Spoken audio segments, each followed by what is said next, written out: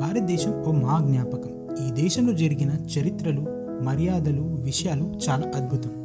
Hello Telugu people, నా పేరు Dikshit and welcome to my YouTube channel Dikshit facts.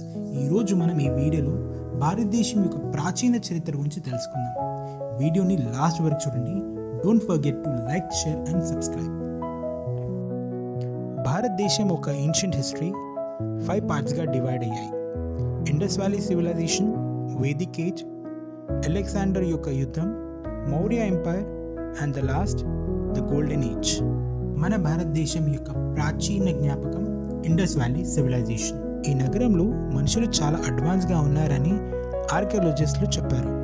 Harappa, Mohenjo-daro ఇలా చాలా నగరాలు ఒకటి తర్వాత ఒకటి సృష్టించబడ్డాయి. ఆ నగరంలో డ్రైనేజ్ సిస్టమ్, పక్కా వీధులు, ప్రకృతి సహజమైన రూపంలో ఇల్లులు ఉన్నాయి. వారి జీవన విధానంలో కూడా పద్ధతులు ఉన్నాయని ఆర్కియాలజిస్టులు చెప్పారు. ఇండస్ వ్యాలీ సివిలైజేషన్ తర్వాత వచ్చింది వేదిక్ ఏజ్.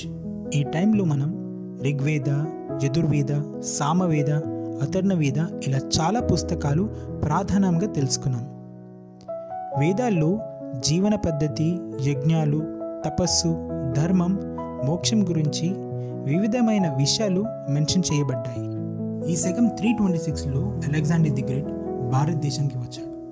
ఆయనకి చాలా రాజ్యాలు గెలిచిన అనుభవం ఉన్నా కానీ భారతదేశంలో చనికరాజు పోరుతో యుద్ధం చేశాక వారు బలమైన సైన్యం ఉన్నారని తెలుసుకొని అలెగ్జాండర్ తిరిగి వెళ్ళాడు.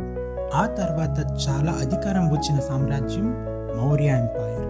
చంద్రగుప్త మౌర్య ఆయన ఆధిపత్యంతో భారత రాష్ట్రం ఏకత్వంలో ఉంది. తర్వాత ఆయన కొడుకు బింబిసార మరియు చాలా ప్రసిద్ధి చేసిన రాజా అశోక. అశోకుడు ప్రథంలో చాలా యుద్ధాలు చేశాడు, కానీ కళింగ యుద్ధం తర్వాత ఆయన బుద్ధిజం తీసుకున్నారు, అహింస మార్గంలోకి మారాడు. అశోక చక్ర మన ఫ్లాగ్లో కూడా ఉంటుంది. మౌర్య ఎంపైర్ తర్వాత భారతదేశంలో గోల్డెన్ ఏజ్ అనేది వచ్చింది. గుప్తా ఎంపైర్ సమయంలో విద్య, కళ, సామాజిక అభివృద్ధి చెందింది. ఆర్యభట్ట, వరాహిమిత్ర ఇలా చాలా జ్ఞాపకమైన జ్ఞానులు ఒక విద్యలో ముందుకెళ్లారు. డెసిమల్ నంబర్ సిస్టమ్ కూడా భారతదేశంలోనే పుట్టింది. సో ఇది మన భారతదేశం యొక్క ఏన్షియంట్ హిస్టరీ. ఈ వీడియో మీకు నచ్చితే లైక్ చేయండి, షేర్ చేయండి and don't forget to subscribe.